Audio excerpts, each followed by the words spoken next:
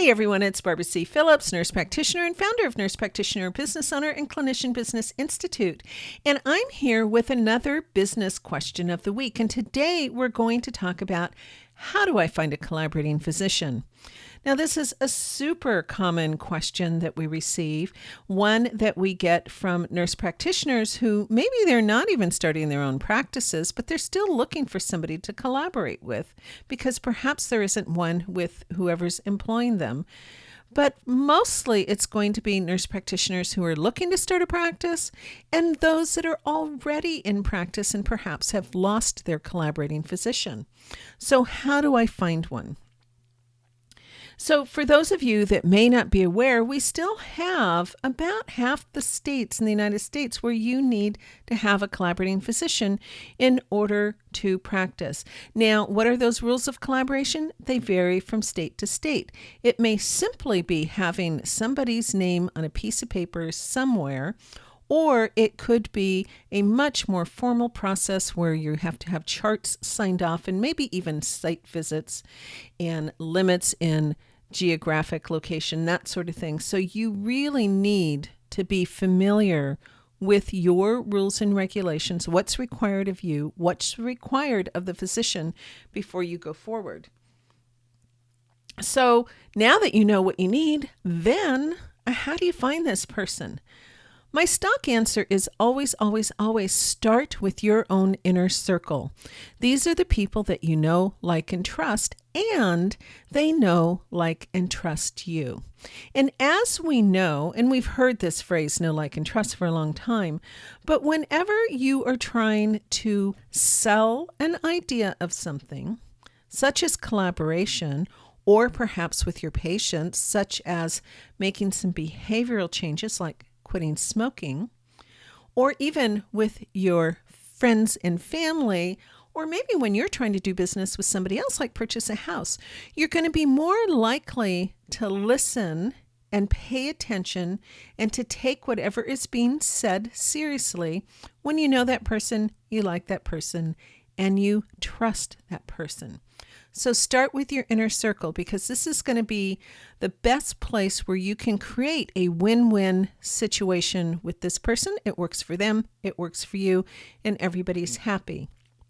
So what happens when they say no? Just simply say, thank you, and do you have a colleague or someone else who might be interested in working with a nurse practitioner? And just continue on out as your circles expand. So if that doesn't work and you're always asking for that next person that they may know, then go to your colleagues. Who are they using? Who might they recommend? And then again, the same thing. Find out if they have others that they would recommend when you get those no's. So start with your inner circle and just expand outward, kind of like how a wave will go outward, because you never know what you're going to find in looking at that. So what happens when you exhaust all of this? Well, then take a look at professional networking groups. And when I say professional networking groups, this can be your local NP organization, or it can be a continuing education event, and perhaps it's one where you have nurse practitioners and physicians as well. So take a look at those joint conferences as well as networking that might go on. Take a look on social media. Put your request out there. Say that this is what you were looking for. I've known of nurse practitioners who will put information out on job boards and even Craigslist that they're looking for someone. Be very, very careful, however, because in some states, there's a very specific law about the corporate practice of medicine, and it will specify that a non-physician cannot hire a physician. So you have to be very careful in how you're going to set this up, whether, especially if you're unable to hire. So you got to be careful with that. There are companies out there that will look to do a matching process of matching nurse practitioners and physicians together. So those are options as well. This is the biggest caution that I have for you, particularly those of you that are starting your own practices or in your own practices. Never have just one collaborating physician. Always have a backup or two in your back pocket. And here's why. if you're in the middle of your day seeing patients and you're suddenly notified that you no longer have a collaborating physician, then you may not even be able to finish out your day and see the people that are in your waiting room. You always have to have a backup. I cannot stress this enough. A number of nurse practitioners have lost their businesses and practices because they had a collaborator, they lose a collaborator, and can't find another one. For a variety of reasons, not all physicians want to collaborate with nurse practitioners. Some of it is misunderstanding, some of it is fear, some of it is pressure by colleagues. There could be a number of reasons. So we have to be proactive in what we're doing. So it's like insurance for your business. Have a backup collaborator. Make sure, again, you know what your state requirements are, both for you and that physician. Up front, you're going to have to negotiate a payment or not, insurance or not, and a myriad of other things.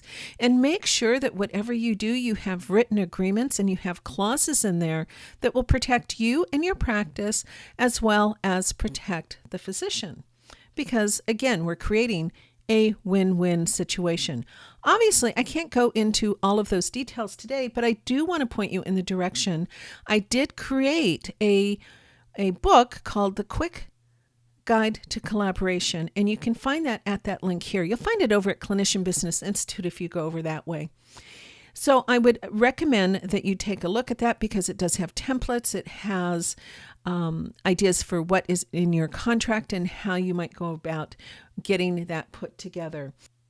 So that's it today for our question of the week. I want to remind you, if you do have questions, go ahead and submit them to us on our form over at bit.ly/NPQuest, or send me an email at npbo@gmail.com. Please visit our websites. npbusiness.org is our blog, and we've been publishing that for over 10 years, talking on all kinds of things about business. And Clinician Business Institute is where you can get some more help. You'll find our courses. If you need some coaching or consultation, you can find that information there. And of course, you can find us on all the social media sites. We're most active over on Facebook, and our page is Nurse Practitioner Business. And of course, since we're on YouTube, if you like this video, great, thank you. If you want to share it, even better. And I hope you subscribe to our channel so that you get notified of all of our questions of the weeks and any other videos that we put out. Thank you so much for taking the time to listen to this video today. And I'll see you next time for another business question of the week. Bye-bye now.